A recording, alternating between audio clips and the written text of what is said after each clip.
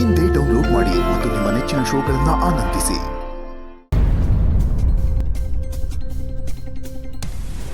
ಏನಪ್ಪ ಮಾಡೋದೀಗ? ಇದಕ್ಕಿದ್ದಂಗೆ 20 ಲಕ್ಷ ಅಂದರೆ ಎಲ್ಲಿಂದ ತಂದು ಕೊಡೋದು?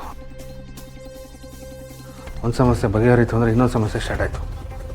ಎಲ್ಲ ಸಮಸ್ಯೆಗಳು ಸಾಯಿಸ್ತಾರೆ.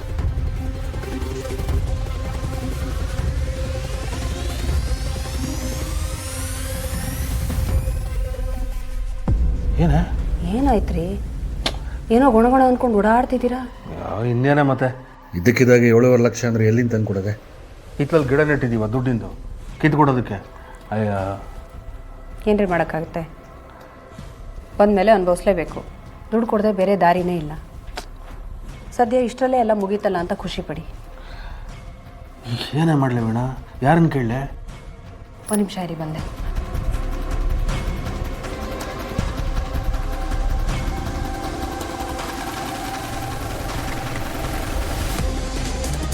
ರೀ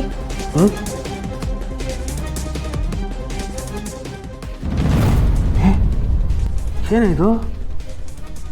ಬಳೆ ಸರ ಇದೇ ಕೊಡ್ತಾ ಇದೆಯಾ? ಇದನ್ನೆಲ್ಲ ಅಡ ಇಟ್ಟು ಇದರಿಂದ ಬರೋ ದುಡ್ಡನ್ನ ತಗೊಂಡು ಹೋಗಿ ಅವ್ರಿಗೆ ಕೊಡಿ. ನನ್ನ ಕೈಲಾಗೋದಿಷ್ಟೆ. ಏನ ವೀಣಾ? ಛೇ, ನನಗೆ ಇಂಥ ಪರಿಸ್ಥಿತಿ ಬಂದ್ಬಿಡ್ತಲ್ಲ. ಏನ್ರಿ ಮಾಡೋಕ್ಕಾಗುತ್ತೆ? ಜೀವನ ಅಂದಮೇಲೆ ಇದೆಲ್ಲ ಇದ್ದಿದ್ದೆ, ಅನುಭವಿಸ್ಲೇಬೇಕು. ಛೇ ರೀ, ಒಂದು ನಿಮಿಷ ರೀ, ಬಂದೆ. ಈಗ ಇನ್ನೇನೆ ವೀಣಾ?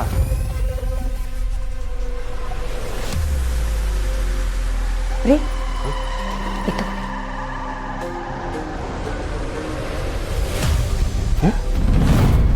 2 ಲಕ್ಷ ಇನ್ನತ್ರ ಹೇಗೆ ಬಂತಿದ್ದು? ಅದು ನೀವು ಪ್ರತಿ ತಿಂಗಳ ಸಂಬಳದಲ್ಲಿ ಒಂದು ಸ್ವಲ್ಪ ದುಡ್ಡು ಕೊಟ್ಟು ಇದನ್ನು ಎತ್ತಿಟ್ಕೊ, ನಿನ್ನ ಖರ್ಚಿಗೆ ಅಂತ ಕೊಡ್ತೀನಿ ಅಂತ ಕೊಡ್ತಿದ್ರಲ್ಲ, ಅದರಲ್ಲೇ ಒಂದು ಸ್ವಲ್ಪ ಎತ್ತಿಟ್ಕೊಂಡಿದ್ದೆ. ಇದು ಅದೇ ದುಡ್ಡು ಅಂತ ಹೇಳ್ತೀನಿ ಅಂತ ಮಾತ್ರ ಅನ್ಕೋಬೇಡಿ. ಇದು ಆ ದುಡ್ಡಲ್ಲ. ಮತ್ತೆ ಆವಾಗ ಕೋರ್ಟ್ ಕೇಸು ಮಾವನ ಪರ ಆದ ತಕ್ಷಣ ಒಂದಷ್ಟು ದುಡ್ಡು ತೊಗೊಂಡು ಹೋಗ್ಬಿಟ್ಟು ಮಾವನ ಮುಖದ ಮೇಲೆ ಎಸೆದ್ಬಿಟ್ಟು ಬಂದ್ರಲ್ಲ, ತೊಗೊಳ್ಳಿ ದುಡ್ಡನ್ನ ಅಂತ. ಇದು ಅದೇ ದುಡ್ಡು. ಎಷ್ಟೇ ಕಷ್ಟ ಬಂದರೂ ಅತ್ತೆ ಮಾವ ಆ ದುಡ್ಡನ್ನು ತಮಗೋಸ್ಕರ ಉಪಯೋಗಿಸ್ಕೊಳ್ಳಿಲ್ಲ. ಅದಕ್ಕೆ ಬದಲಾಗಿ ಆ ದುಡ್ಡನ್ನು ನನ್ನ ಹೆಸರಲ್ಲೇ FD ಮಾಡಿಟ್ರು. ನೀನು ಕಷ್ಟ ಬಂದಾಗ ಉಪಯೋಗಿಸ್ಕೊ ಅಂತ ನನಗೆ ಕೊಟ್ಟಿದ್ರು. ನೀವು ಕಷ್ಟದಲ್ಲಿ ಒದ್ದಾಡ್ತಾ ಇದ್ದೀರಲ್ಲ, ಅದಕ್ಕೆ ನಾನು ನಿಮಗೆ ಕೊಡ್ತೀನಿ. ಇದೆಲ್ಲ ಸೇರಿಸಿದ್ರು ಸಾಕಾಗಲ್ಲ ಕಣೆ. ಉಳಿದಿದ್ದಕ್ಕೆ ಏನು ಮಾಡಲಿ? ರೀ, ಅದು ಯಾರೋ ನಿಮ್ಮ ಫ್ರೆಂಡ್ ಒಬ್ಬ ಫಾರಿನ್ ದುಬೈಲಿದ್ದಾನೆ ಅಂತ ಹೇಳ್ತಿದ್ರಿ, ಅವನ ಹತ್ರ ಕೇಳಿ ನೋಡಿ. ಹಾಂ, ಮಾತಾಡ್ತೀನಿ. ಸರಿ.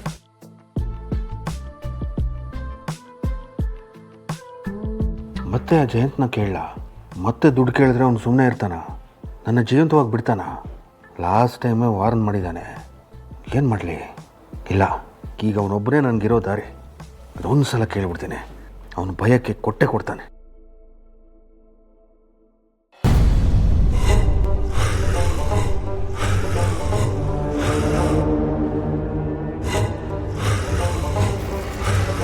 ಜಯಂತ್, ಅಯ್ಯೋ ಯಾಕಪ್ಪ ನನ್ನ ನೋಡಿ ಯಾಕೆ ಹಾಕಿ ಬೆಚ್ಚ ಬಿದ್ದೆ?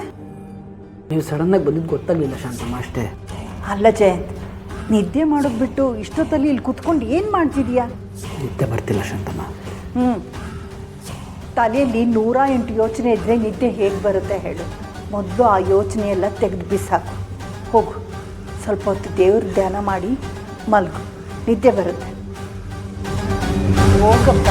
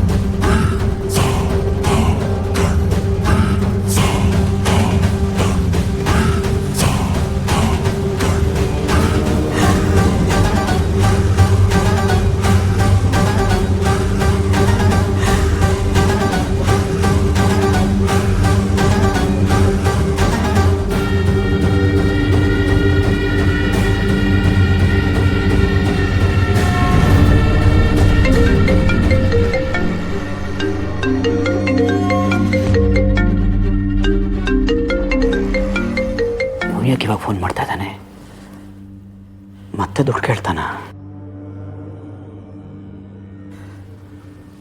ಹಲೋ, ಏನು ಸರ್ ಮಲಗಿದ್ರಾ? ಡಿಸ್ಟರ್ಬ್ ಮಾಡೋದನ್ನ? ಫೋನ್ ಮಾಡಿರೋದೇ ಡಿಸ್ಟರ್ಬ್ ಮಾಡೋದಕ್ಕೆ, ಮತ್ತು ಇದನ್ನು ಕೇಳೋದೇನು? ಏನು ವಿಷಯ ಹೇಳು. ಕೋಪ ಮಾಡ್ಕೋಬೇಡಿ ಸರ್, ಆರೋಗ್ಯಕ್ಕೆ ಒಳ್ಳೆಯದಲ್ಲ. ನನ್ನ ಆರೋಗ್ಯದ ಬಗ್ಗೆ ನೀನು ಯಾವ ಕಾಳಜಿನೂ ವಹಿಸಬೇಕಾಗಿಲ್ಲ.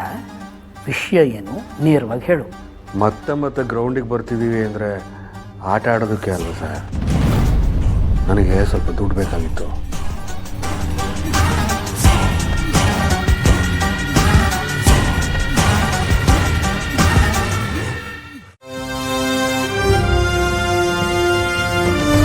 ನಾನು ಹಿಂದಿನ ಸರ್ತಿನೇ ನಿನಗೆ ಹೇಳಿದ್ದೆ, ಮತ್ತೆ ನನ್ನ ಹತ್ರ ದುಡ್ಡು ಕೇಳೋ ಸಾಹಸ ಮಾಡಬೇಡ ಅಂತ. ಮತ್ತೆ ಈ ಜಯಂತನ ಬ್ಲ್ಯಾಕ್ ಮೇಲ್ ಮಾಡೋ ಸಾಹಸ ಮಾಡ್ತಾ ಇದೀಯಾ? ಸರ್ ಏನು ಮಾಡೋದು ಸರ್? ನನಗೂ ದುಡ್ಡು ಕೇಳಬಾರ್ದು ಅಂತಲೇ ಇತ್ತು ಸರ್. ಆದರೆ ಏನು ಮಾಡಲಿ, ಕಷ್ಟಗಳು ಒದ್ದುಕೊಂಡು ಬರ್ತಾ ಇದೆ. ಹೊಸ ವರ್ಷಕ್ಕೆ ಹಳೆಯ ಚಟಗಳನ್ನ ಬಿಡಬೇಕು ಅಂತ ಅಂದ್ಕೋತೀವಿ. ಆದರೆ ಮಾರನೇ ದಿನ ಹಳೆಯ ಚಟದ ಜೊತೆಗೆ ಹೊಸ ಚಟ ಶುರುವಾಗುತ್ತಲ್ಲ, ಹಾಗೆ ಸರ್ ಇದು. ತಿರುಪತಿ ತಿಮ್ಮಪ್ಪನ ಮೇಲೆ ಆಣೆ ಮಾಡಿ ಹೇಳ್ತೀನಿ, ನನಗೆ 15 ಲಕ್ಷ ಕೊಟ್ಬಿಡಿ, ಇನ್ನು ಯಾವತ್ತೂ ನಿಮ್ಮ ತಂಟೆಗೆ ಬರಲ್ಲ. 15 ದುಡ್ಡಿಗೆ ಬೆಲೆ ಇಲ್ವಾ? ಹಾಗಾದರೆ ಜೀವಕ್ಕೆ ಬೆಲೆ ಇಲ್ವಾ ಸರ್?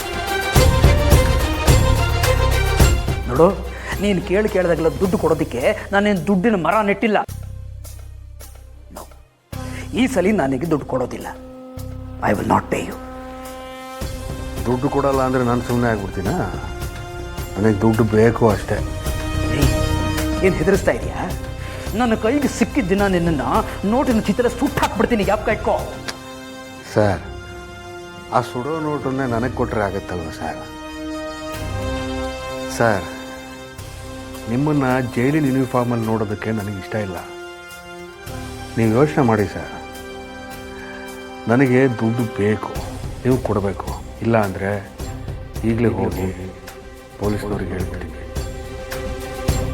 ನೋಡು, ನನ್ನ ಹತ್ರ ಆಟ ಆಡಬೇಡ. ಸರ್, ನಾನೀಗ ಆಟ ಆಡೋ ಮೂಡಲ್ಲಿಲ್ಲ ಸರ್. ಒಂದು ಸಲ ದುಡ್ಡು ಕೊಟ್ಬಿಡಿ ಸರ್, ಇನ್ನು ಯಾವತ್ತೂ ನಿಮ್ಮನ್ನು ದುಡ್ಡು ಕೇಳಲ್ಲ. ಹಿಂದಿನ ಸರ್ತಿನೂ ಹೀಗೆ ಹೇಳಿದೆ, ಈ ಒಂದ್ಸಲಿ ದುಡ್ಡು ಕೊಡಿ ಮತ್ತೆ ಕೇಳೋದಿಲ್ಲ ಅಂತ. ಈಗ ಮತ್ತೆ ಫೋನ್ ಮಾಡಿ ಕೇಳ್ತಾ ಇದೆಯಲ್ಲ, ಹೇಗೆ ನಂಬೋದು ನಿನ್ನ? ಸರ್, ಕಷ್ಟ ಅನ್ನೋದು ಗುಮ್ಕೊಂಡು ಬಂದು ಗುದ್ದುತ್ತಾ ಇದೆ. ನನಗೆ ಬೇರೆ ದಾರಿ ಇಲ್ಲ ಸರ್, ಅದಕ್ಕೆ ನಿಮಗೆ ಫೋನ್ ಮಾಡಿರೋದು. ನೀವು ಕೊಟ್ಟೇ ಕೊಡ್ತೀರಾ ಅನ್ನೋ ನಂಬಿಕೆಯಿಂದ. ನೀವು ಯೋಚನೆ ಮಾಡಿ ಸರ್, ನಾಳೆ ಬೆಳಿಗ್ಗೆ ನಿಮ್ಗೆ ಫೋನ್ ಮಾಡ್ತೀನಿ. Hello hello,